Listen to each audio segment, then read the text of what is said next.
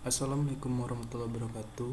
Perkenalkan, nama saya Febri Ardiansyah Putra, NPM 181437005 dari Program Studi Sistem Komputer kelas Piot Reguler 1 Klaster 3. Baik, pada kali ini saya akan mempresentasikan tugas mata kuliah perancangan IoT dalam industri, yaitu mengenai contoh implementasi Internet of Things dalam bidang kesehatan. Saya mengambil contoh dari jurnal yang berjudul Prototype Monitoring Kesehatan Pasien COVID-19 pada masa karantina menggunakan heart rate dan oximeter sensor berbasis Internet of Things. Latar belakang masalah. Terjadinya wabah COVID-19 membuat WHO atau World Health Organization menerapkan protokol yang dapat mencegah penularan virus, yaitu dengan cara physical distancing atau menjaga kontak fisik secara langsung. Adanya physical distancing, tenaga medis atau paramedis harus menjaga kontak fisik secara langsung kepada para pasiennya untuk menghindari terpaparnya wabah COVID-19. Pada era industri 4.0 merupakan perkembangan kemajuan di berbagai bidang teknologi, sehingga saat ini teknologi internet dapat digunakan untuk mendeteksi kondisi pasien tanpa adanya kontak langsung untuk menjaga kualitas hidup dan kesehatan pasien. Berikut ini merupakan komponen utama dalam membuat alat monitoring kesehatan pasien COVID-19 menggunakan heart rate dan oximeter sensor. Yang pertama ada sensor suhu max 30-100. Sensor ini adalah alat untuk mengukur kadar oksigen dan konsentrasi oksigen dalam darah serta mengukur detak jantung tanpa ada peralatan yang masuk ke dalam tubuh manusia. Berikutnya ada Node MCU ESP8266 yang merupakan sebuah board elektronik yang berbasis chip ESP8266 dengan kemampuan menjalankan fungsi microcontroller dan juga koneksi internet atau Wi-Fi. Pada komponen berikutnya terdapat modul step-down LM2956. Modul step-down LM2956 adalah modul penurun tegangan yang outputnya dapat diatur melalui multi-tone potentiometer.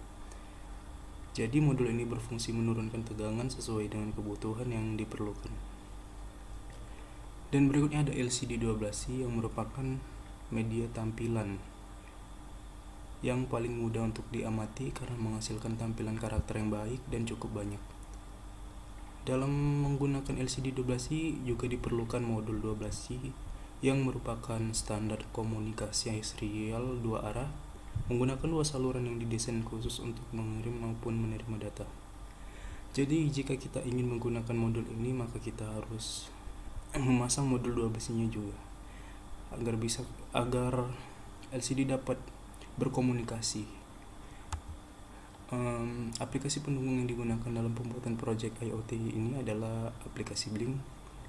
Blink adalah sebuah layanan server yang digunakan untuk mendukung proyek Internet of Things. Layanan server ini memiliki lingkungan mobile user baik Android maupun iOS. Nah, pada aplikasi Blink ini terdapat 3 komponen utama, yaitu yang pertama ada Blink Apps yang memungkinkan pengguna untuk membuat proyek dengan termuka yang tidak rumit atau user friendly. Lalu yang kedua ada Blink Server yang merupakan fasilitas back-end service berbasis cloud server yang bertanggung jawab untuk mengatur komunikasi antara aplikasi smartphone dengan lingkungan hardware. Dan yang terakhir ada Blink Library yang dapat digunakan untuk membantu pengembangan kode. Skematik rangkaian. Nah, dapat kita lihat skematik rangkaian berikut ini. Positif pada baterai terhubung di pin input dari modul step-down LM2956. Lalu output dari modul step-down terhubung pada pin VIN Node MCU. Nah, di sini step-down berfungsi sebagai penurun tegangan dari baterai dikarenakan mikrokontroller Node MCU ini hanya bisa menerima tegangan sebesar 3 volt dan 5 volt.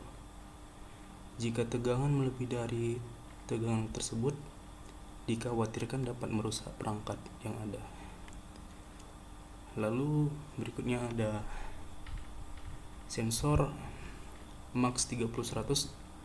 Pin 1-nya yang terhubung pada pin VIN dan pin 3-nya terhubung pada ground. Dan pin 5 terhubung pada pin A4 dan pin 6 terhubung pada pin A5. Nah, untuk negatif baterainya terhubung pada ground dari step down LM2956 dan terhubung juga pada ground yang ada pada node MCU ini. Berikutnya pengujian sistem. Nah, yang pertama adalah realisasi dan instalasi perangkat.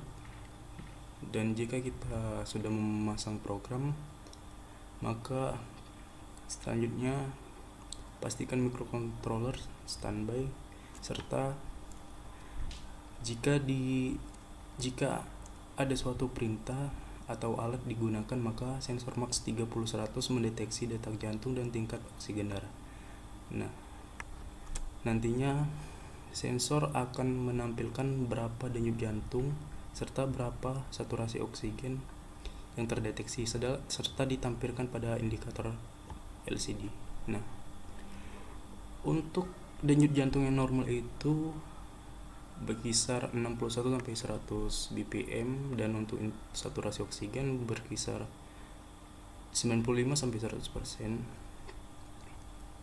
Nah, setelah itu jika sensor mendeteksi bahwa detak jantung dan tingkat oksigen darah normal, maka proses selesai. Tetapi jika sensor max 30-100 mendeteksi detak jantung dan tingkat oksigen darah rendah atau tinggi, maka alarm akan dikirim pada perangkat atau alat akan berbunyi serta mengirimkan notifikasi pada aplikasi Blink yang telah terprogram sebelumnya. Nah, jadi setelah mendapatkan notifikasi, maka para medis atau tenaga medis dapat menerima informasi bahwasannya pasien sedang dalam keadaan darurat.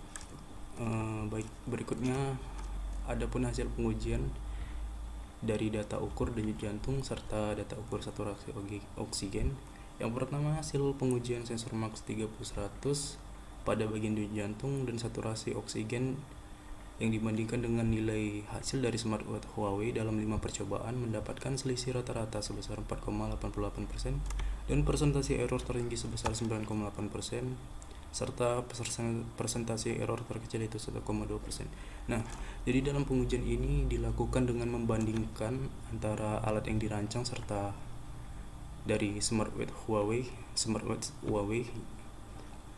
Jadi dalam 5 percobaan itu mendapatkan selisih rata-rata sebesar 4,88%, dan alat yang dirancang itu mendapatkan persentase error tertinggi sebesar 9,8% dan persentase error terkecil yaitu 1,2%. Nah, berikutnya dari data ukur saturasi oksigen mendapatkan rata-rata error sebesar 1,22%. Persentase error saturasi oksigen paling besar terdapat pada percobaan kelima dengan nilai error sebesar 2,1%. Nah, tidak terdapat error pada percobaan ketiga. Jadi bisa disimpulkan akurasi dari alat ini adalah 98,77% untuk pengukuran saturasi oksigen. Nah, dan 95,22% untuk pengukuran denyut jantung. Berikutnya masuk pada manfaat. Yang pertama, alat yang dirancang dapat membantu tenaga medis atau paramedis dalam memonitoring kondisi pasien melalui aplikasi Blink tanpa adanya kontak fisik secara langsung kepada pasien. Dan yang kedua, memudahkan tenaga medis atau paramedis untuk mengetahui kondisi pasien sehingga dapat melakukan tindakan dengan cepat jika kondisi pasien dalam keadaan darurat. Dan yang terakhir yang ketiga, mengimplementasikan kemajuan teknologi Internet of Things dalam bidang kesehatan. Baik, kurang lebih saya mohon maaf. Terima kasih. Wassalamualaikum warahmatullahi wabarakatuh.